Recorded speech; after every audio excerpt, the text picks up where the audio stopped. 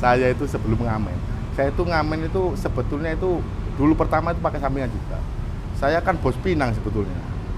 Awalnya karena corona Pinang tidak laku, yo mau kirim tidak bisa. Akhirnya ada pegawai bank datang ke rumah, ya mau tanya kok belum mengasur Pak gitu. Saya bilang, pada waktu pulang sekolah, ada apa? Ini pegawai bank.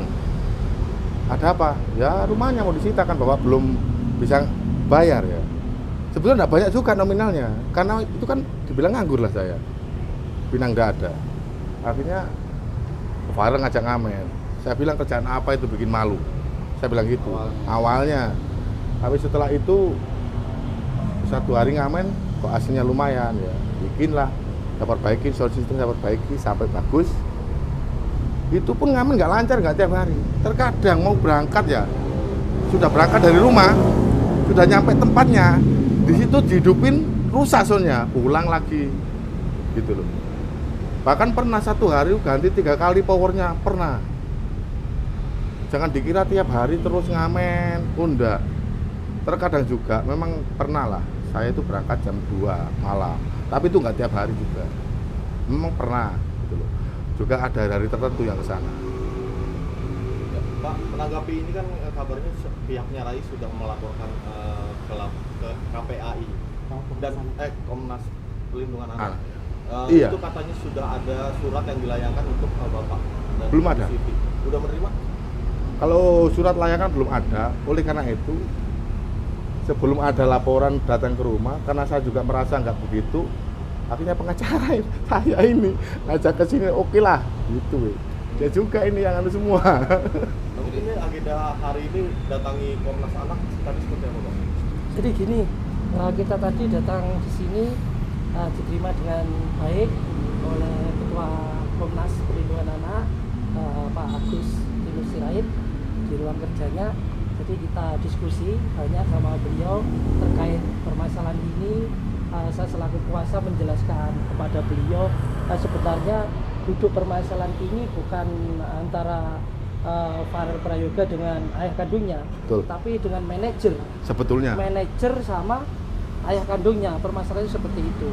Kemarin karena dari pihak Komnas Anak itu sudah mengeluarkan statement, ya toh, seolah-olah menjustis ayah kandung Farel Prayoga.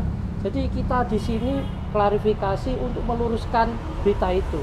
Karena kalau berita itu tidak benar di dalam undang-undang pers itu kan ada hak jawab seperti itu. Makanya kita ke sini untuk meluruskan berita itu. Seperti itu. Oke Bang, ini dalam arti seolah-olah nih ya, menduga manajer ini ingin menguasai nggak sih apa yang Eksploitasi atau seperti apa?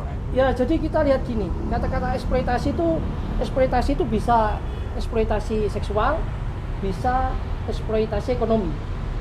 Jadi eksploitasi ekonomi itu anak di bawah itu dipekerjakan untuk mencari nafkah.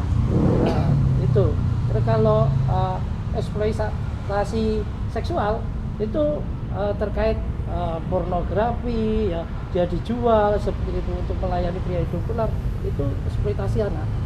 Jadi itu. Kalau Farel itu karena ada perjanjian ya, ada perjanjian kerjasama antara manajer dan ayahnya, ayah kandung Farel. Nah itu karena sudah ada izin, jadi tidak bisa dikatakan eksploitasi dan hak-haknya kan juga terpenuhi. Nah, makanya kalau si manajer itu menjelaskan saya ya membiayai pendidikan, saya yang menyekolahkan loh, itu memang tugas beliau mencukupi hak-haknya. Itu seperti itu. Ini di perjanjian. Iya, itu di perjanjian ada semua itu.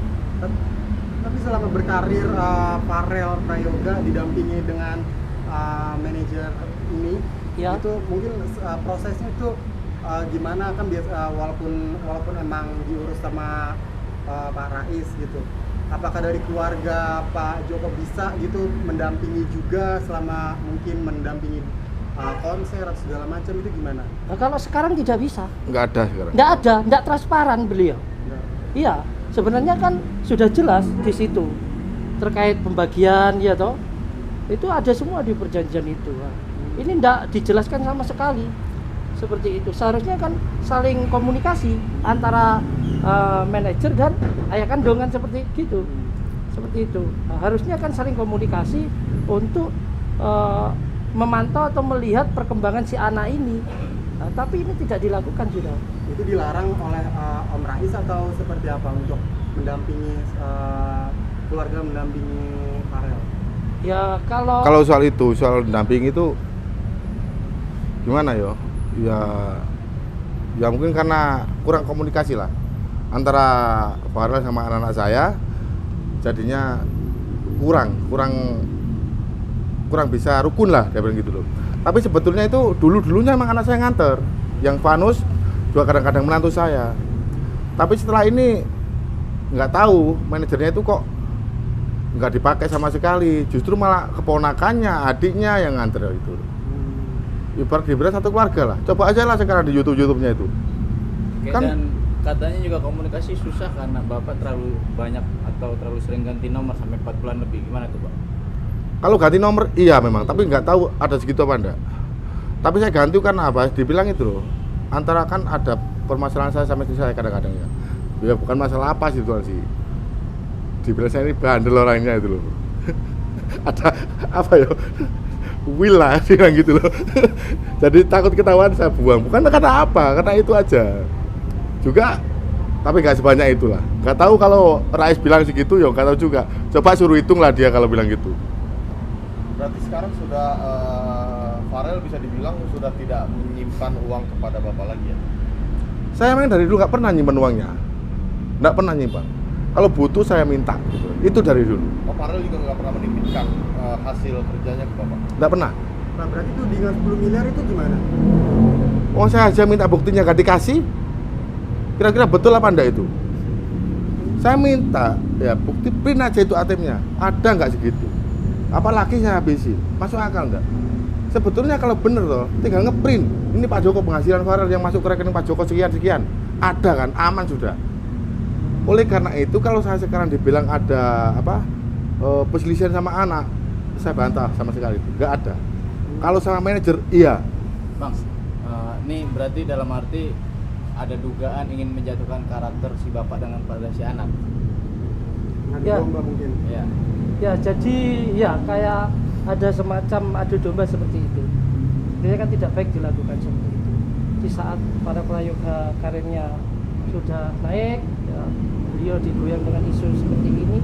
Nah, makanya kita datang ke sini untuk berusaha seperti itu. Apakah ada langkah hukum, Bang? Jadi kita masih mengkaji, masih kita pertimbangkan apakah statement yang dikeluarkan manajer itu ada peristiwa pidana, ada unsur pidananya atau tidak, atau statementnya itu memberikan atau menyiarkan berita bohong, fitnah, itu kita masih dalami dan kita masih kaji. Kalau itu memang ada peristiwa pidana, tidak menutup kemungkinan kita akan memasukkan laporan ke polisi.